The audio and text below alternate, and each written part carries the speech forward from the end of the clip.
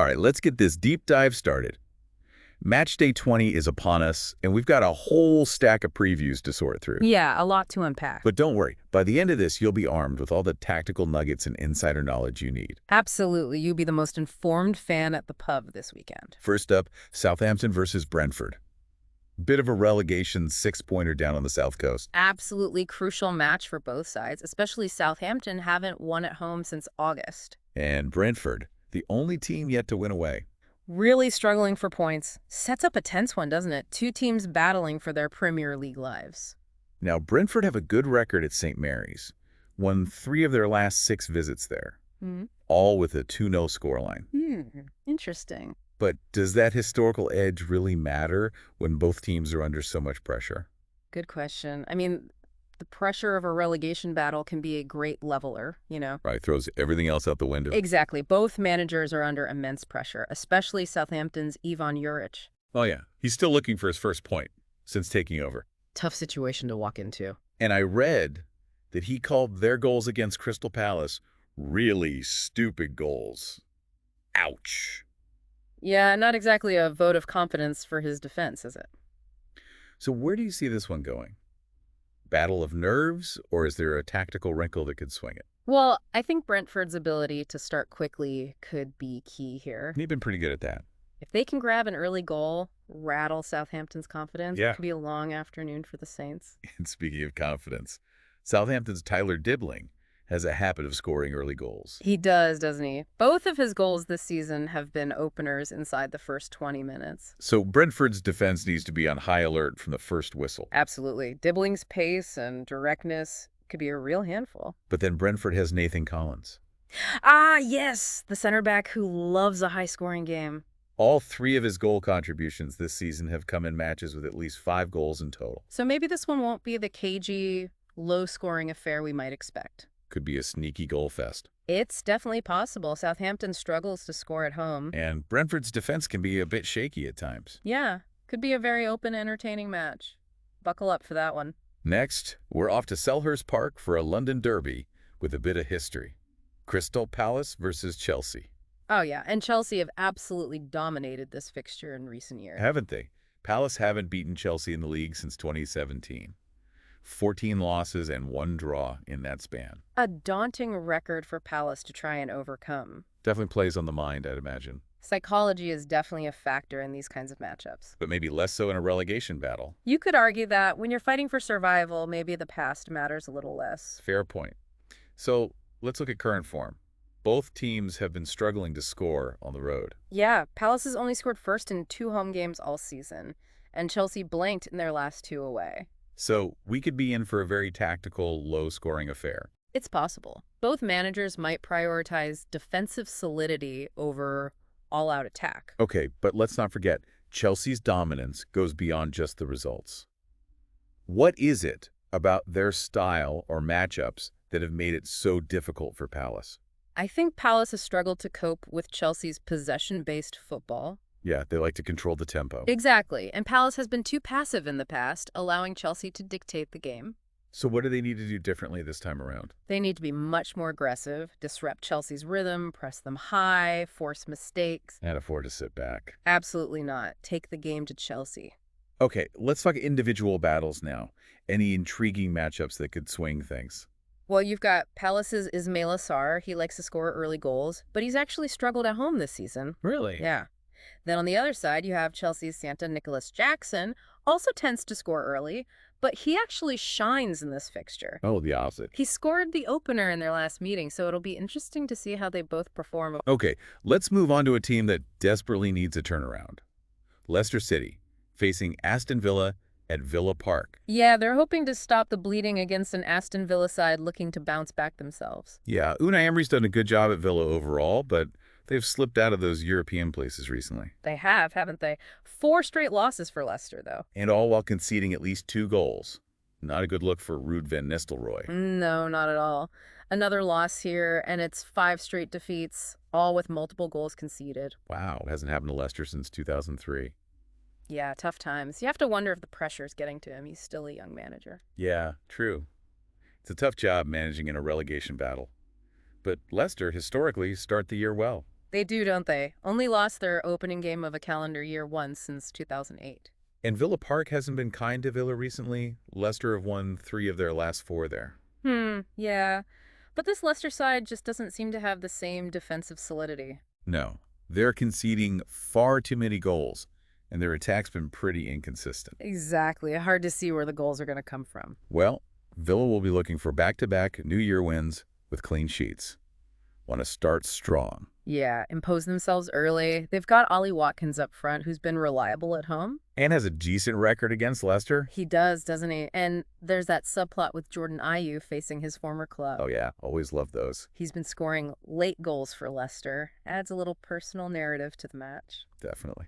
Okay, let's shift gears to Fulham, the draw specialists, up against Ipswich Town, fresh off that huge win against Chelsea. Big win for Ipswich, that one. Lifted them out of the relegation zone. Portman Road must have been rocking that night. I bet it was. First top-flight home win for them in over 20 years. And they beat Tottenham earlier this season as well, so Fulham can't take them lightly. Definitely not. Fulham are a curious case, unbeaten in 7, but 5 of those have been draws. It's that kind of form that can be so frustrating, right? Absolutely. Good for consistency, but they need to start turning those draws into wins. Especially if they want to challenge for a European spot. Exactly. Draws won't get you there. So who are the key players to watch in this one? Any battles that could decide it? Well, for Fulham, keep an eye on Anthony Robinson. One of the best attacking fullbacks in the league. He is, and he provided an assist in the reverse fixture against Ipswich. He'll be looking to cause trouble down that left flank. And it will be trying to stop him for Ipswich. Leif Davis at left back. He's been struggling for form a bit, so that could be a real key battle. All right, let's move on to a match that looks like a mismatch on paper. Manchester City hosting West Ham. Yeah, City are the overwhelming favorites, of course. But they've been a bit shaky at home recently. They have, haven't they? Conceded 10 goals in their last 5 home games in all competitions. That's a lot for a team like City. Are we seeing some cracks in the armor? It's hard to say for sure. They did bounce back with a win against Leicester last time out, but... But there have been a few uncharacteristic errors creeping in. Exactly. Pep will want to stamp that out quickly. And they face a West Ham side battling for their lives. And Julian Lopetegui, he's a shrewd manager. He is. He'll be looking to exploit any weakness he can find. But West Ham haven't beaten City in the league since 2015. Yeah, and their record at the Etihad is particularly poor. 14 losses in their last 15 there. So what are West Ham's chances, realistically? It's a tough one. They'll need to be incredibly disciplined, organized, and hope City have an off day. And maybe hope Erling Haaland has a quiet one as well? Haaland loves playing against West Ham. 7 goals in 5 appearances. Wow, that's prolific. And for West Ham, it's Tomáš Souček who's their main threat from midfield. But he's never scored against City in 10 appearances. Says it all, really. Okay, let's move on to another interesting clash of styles. Free-scoring Arsenal traveling to a Brighton side, desperate for a win. Brighton are actually unbeaten in their last 8 games to start a new calendar year. Really? That's impressive. It is. They always seem to start the year well, but... But they're on a winless run in the lead right now. Yeah, and their home form has been surprisingly poor. Especially defensively, right? They've only kept 2 clean sheets in their last 11 at home. And Arsenal, despite their form, they can be vulnerable on the road. Yeah, particularly early on. They've conceded the most away goals before the 15th minute of any team. So if Brighton can get at them early, maybe there's an opportunity there. They need to disrupt that Arsenal rhythm, make the most of home advantage. Absolutely. And they've got Danny Welbeck back, former Arsenal player. Always adds a bit of spice to the match. He does, and Welbeck tends to score most of his goals at home, so you know he'll be up for this one. And on the Arsenal side, who should we be looking out for? Gabriel Martinelli's been on fire on the road recently. All 4 of his recent scoring appearances have come away from home. So he'll be fancying his chances at the Amex. Mm. All right, last but not least, we have Bournemouth in great form, hosting an Everton side struggling for goals. Yeah, Bournemouth are on a great run at the moment, and they really seem to enjoy those late goals. They've made a habit of it, haven't they? 10 goals after the 85th minute this season. More than any other team. Yeah, it's almost become their trademark. Score late, snatch the points. And their last match against Everton was a prime example. 3 goals in the dying minutes to turn that one around. Oh, yeah, I remember that. Incredible comeback. Everton must still have nightmares about that. I'm sure they do, yeah. Psychologically, that's got to have some impact, you know? Absolutely. They'll be wary of those late surges from Bournemouth, and Bournemouth have had the upper hand at home against Everton recently. They have, haven't they? Won their last four at the Vitality Stadium. So Everton walking into a bit of a lion's den then, Hmm. facing a confident Bournemouth side who love a bit of late drama. They do, and Everton will need to be on their guard, that's for sure. But they need to find a way to score goals themselves, which has been a major problem. Yeah, they really struggled in front of goal last year. Fewest goals of any ever-present Premier League club in 2024. Not a good stat, and it's been especially bad away from home. Failed to score in 4 of their last 5 on the road. Is it a lack of quality up front or a deeper issue, like a lack of creativity in midfield? Probably a bit of both, to be honest. They haven't really replaced Richarlison, No. and the midfield just hasn't been able to create enough chances consistently. So who could be the key players in this one? Anyone who could change the game. Well, for Bournemouth, you've got to watch out for Dango Ouattara. He's been their danger man, hasn't he? Scores goals, provides assists. He does it all. Everton's defense will have their hands full with him. And what about for Everton? Anyone who could make a difference. Ashley Young, the veteran, brings some experience to that back line. Yeah. But he's also prone to a yellow card, so Bournemouth might try to exploit that with their pacey wingers. Interesting. Okay, time for the big one. Liverpool versus Manchester United. Always a massive occasion. Huge game. And Liverpool are definitely the form team going into this one. They're flying high under Arne Slot, scoring goals for fun, playing with real confidence. Yeah, they look a lot like that title-winning side from a few years back. And they've had the better of United recently as well. But 3 past them at Old Trafford earlier this season. Yep, and they'll be confident of another win at Anfield, especially with that home crowd behind them. But it's a derby. Anything can happen, right? Of course, form can go out the window in these games. The passion, the rivalry, it all adds another dimension. That's true. But United are in a real rut at the moment. 3 straight losses, all without scoring a goal. And they conceded 18 goals in December across all competitions. 18. 18, their worst defensive month since 1964.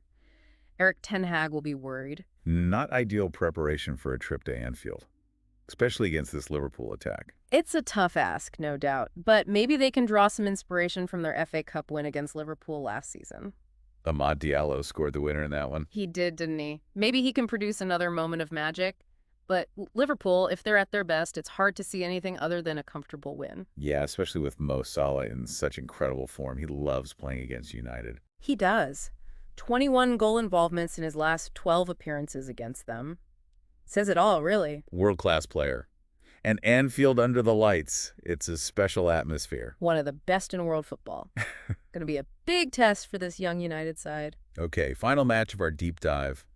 Tottenham versus Newcastle. A big one for the European places. Absolutely. Both teams will have their eyes on a top 6 finish. Tottenham's home form has been a bit of a concern recently. It has, yeah. Won just 1 of their last 7 at home after such a strong start to the season. What's gone wrong for them at home? Injuries have been a factor, especially in defense, disrupted their rhythm. Makes sense. And maybe teams aren't as intimidated by the Tottenham Hotspur Stadium as they used to be. Yeah, maybe the aura has faded a bit. It's Newcastle, on the other hand, they're full of confidence after that win at Old Trafford.